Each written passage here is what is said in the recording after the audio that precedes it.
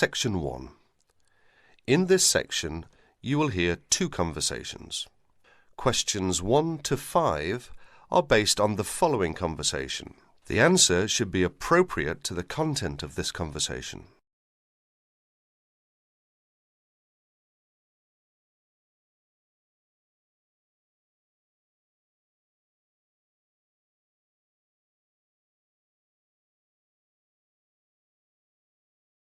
Oh, hi Dave. Long time no see.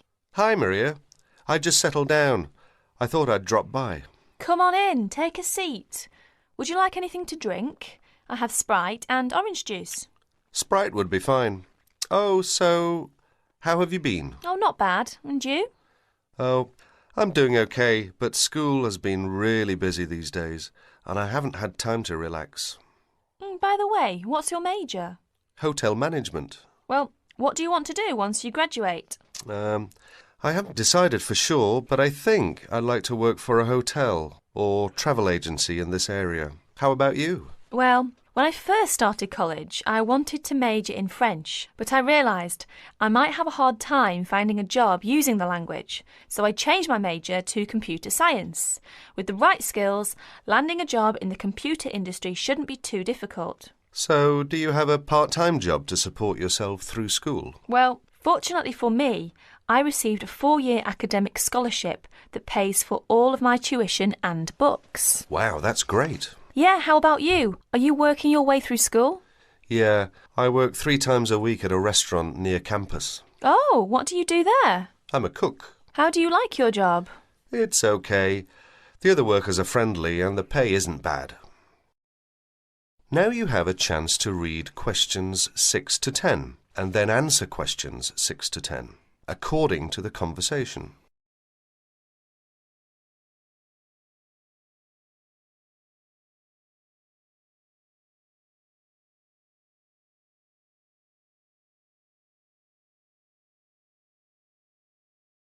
Several days later, Dave and Maria met on campus.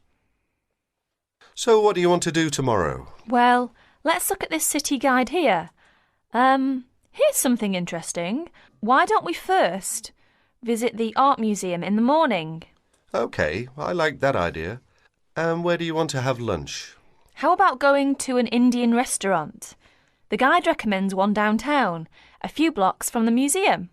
Now that sounds great. After that, what do you think about visiting the zoo? Well, it says here that there are some very unique animals not found anywhere else. Well, to tell the truth, I'm not really interested in going there. Yeah, why don't we go shopping instead? There are supposed to be some really nice places to pick up souvenirs. No, I don't think that's a good idea. We only have a few traveller's checks left, and I only have $50 left in cash. No problem. We can use your credit card to pay for my clothes. Oh no, I remember the last time you used my credit card for your purchases. Oh well, let's take the subway down to the seashore and walk along the beach. Now that sounds like a wonderful plan. That is the end of section 1. You will have half a minute to check your answers.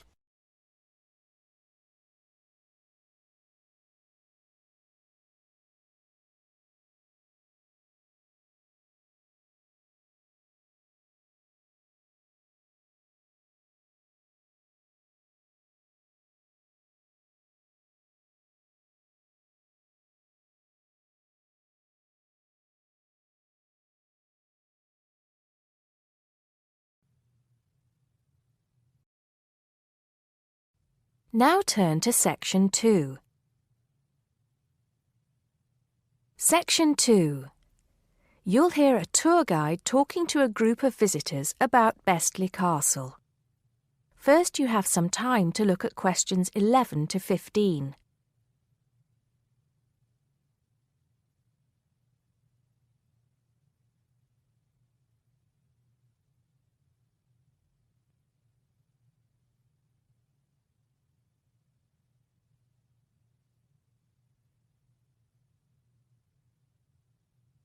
Now listen carefully and answer questions 11 to 15. Welcome to Bestley Castle. It's nice to see so many of you here today. Before we go in,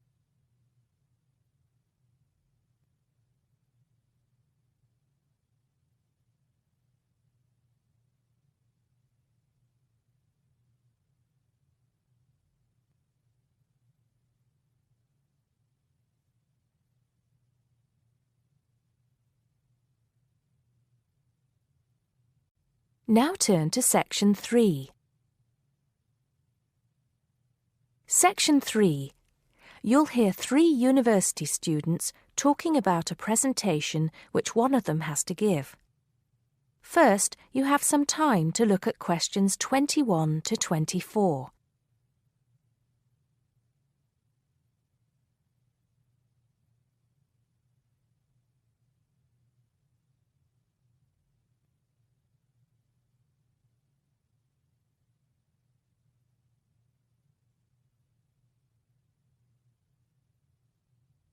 Now listen carefully and answer questions 21 to 24.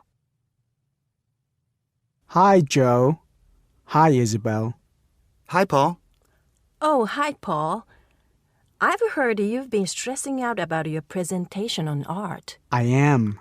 Are you still going to talk about the different types of art? Yes. Well, I was planning to, but there's so much stuff on the subject that I'm finding it difficult to put it all into one short presentation. Huh. I usually have the opposite problem. There's nothing worse than going blank, forgetting your words in front of a group of people. Well, the problem is that I don't know how to organize what I want to say in the presentation. Well, you know everything there is to know about the subject. It's just a question of selecting what you want to talk about.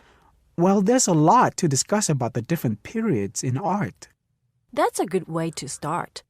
Then you can bring in how specific types of art were popular in each period. Yes, like how sculpture was popular in the classical period and paintings were popular in the Renaissance period. And how now a wide variety of media are used to create modern art. As long as you keep it concise, because it's a large area, there are so many periods and movements in art, and you don't want to just list them one by one. I agree. An explanation of the movements and periods in art wouldn't be too long. You're right. I need to just pick out some key points. Just mention the periods quickly so that I can move on to the real topic of the presentation. Yes, the variety of art, like sculpture, paintings, installations. I have an idea. Why don't you prepare a timeline to show to the class? That would be a nice visual, and it would focus your ideas so you don't get too sidetracked. Great idea. It would certainly cut down on time. Right then, where are we? You'll begin with a very short introduction to the historical periods of art. Then, you'll talk about popular types of art within these periods. That's sorted.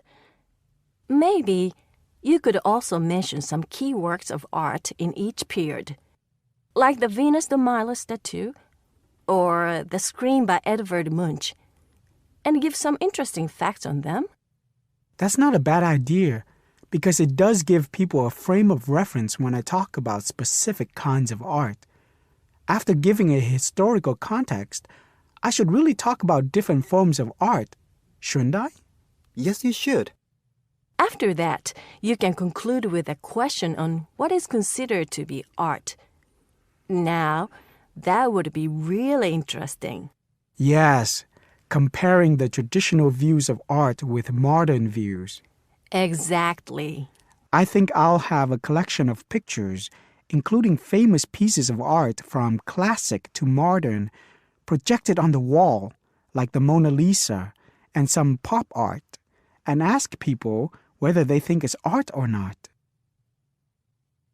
Before you hear the rest of the conversation, you have some time to look at questions 25 to 30.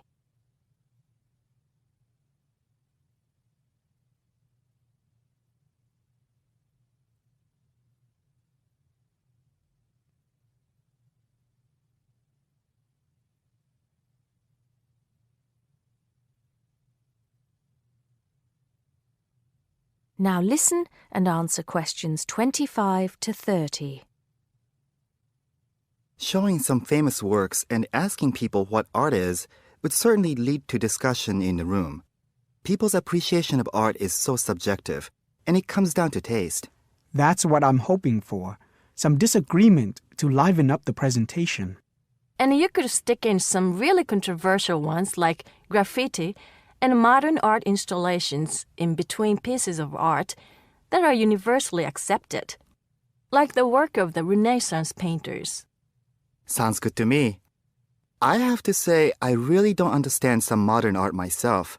There was one recently that was just a pile of rubbish. It doesn't require much skill to create, does it? And what does it mean? There's no point to it. Actually, Joe, I like some modern art. It makes you look at the world in a different way. Artists now have the freedom to express themselves completely.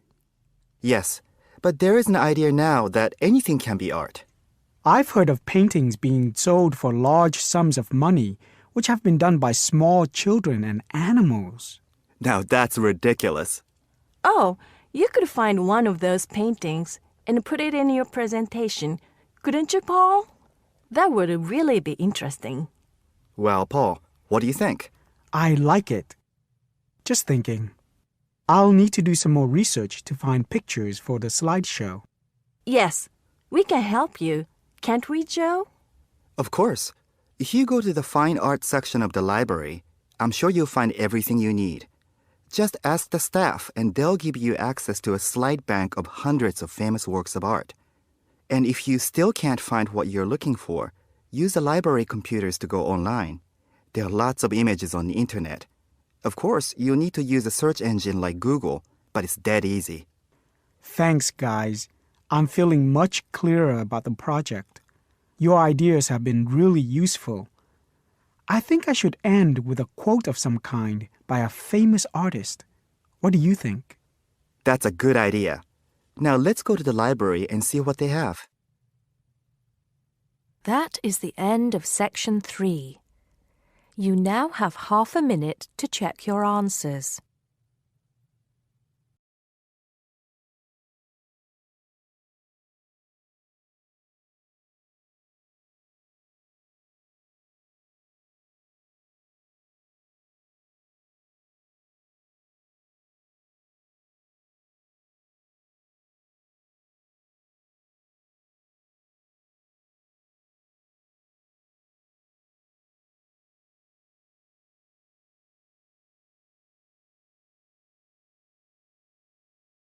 Test 4, Section 4. You will hear a tutor giving some business students instructions about a finance project. You now have 30 seconds to read questions 31 to 36.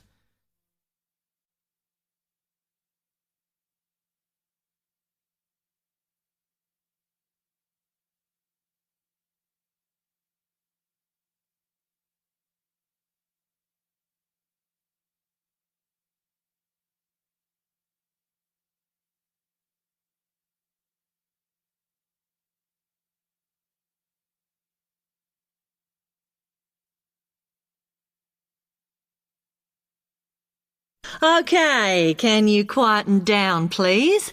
Now, today I'm going to talk to you about your assignment.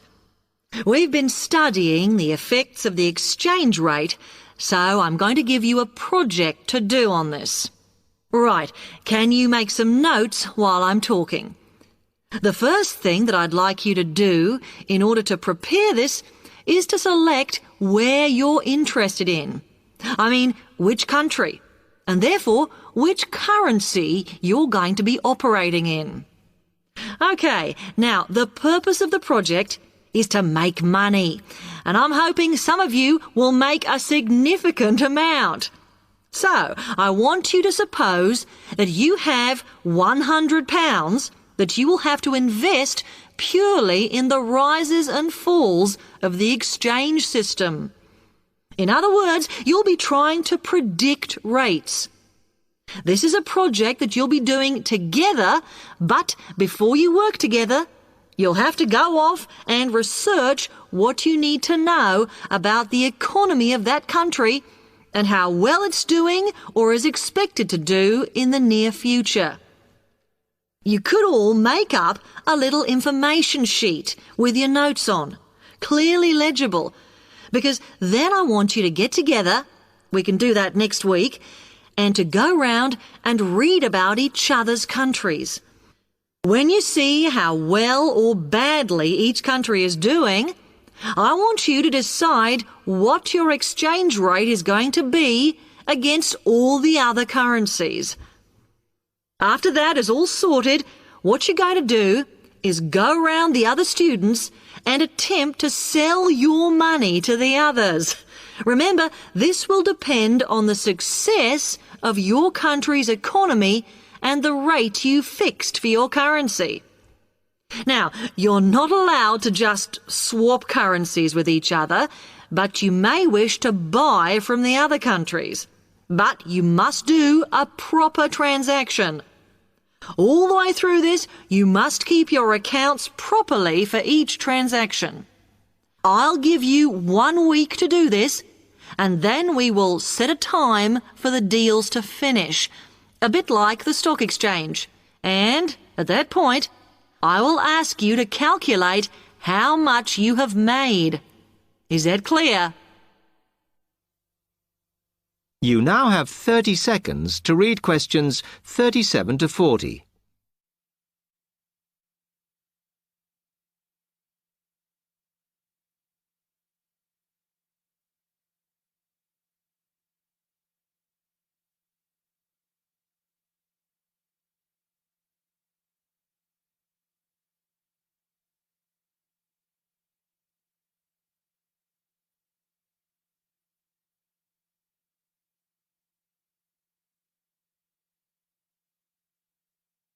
Okay, now before you begin that, there are a few things I want you to read up on to prepare.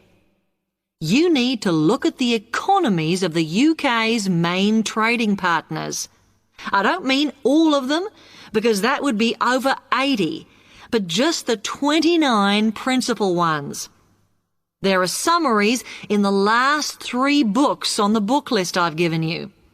And so that you can practice applying the criteria on assessment I gave you, I'd then like you to focus just on one sector across all the countries. The most common one across every country is farming. But as much agricultural produce is for domestic consumption, I'd like you to look at manufacturing. Then I would like you to do a detailed investigation of one particular aspect. I was going to give you a choice, but I think as we've just started the course, it's better if we all look at the same thing and then we can discuss it in the seminars. So the thing I'd like you all to look at is fluctuations in import prices. Now, you need to do all that before you start the project, as it will help you assess the economies of the countries you'll be representing in the project. Don't worry, you've got plenty of time. Exam week is December the 8th. Then it's the holidays until January the 6th, so I don't need the project in till February the 5th. Is that okay? Now,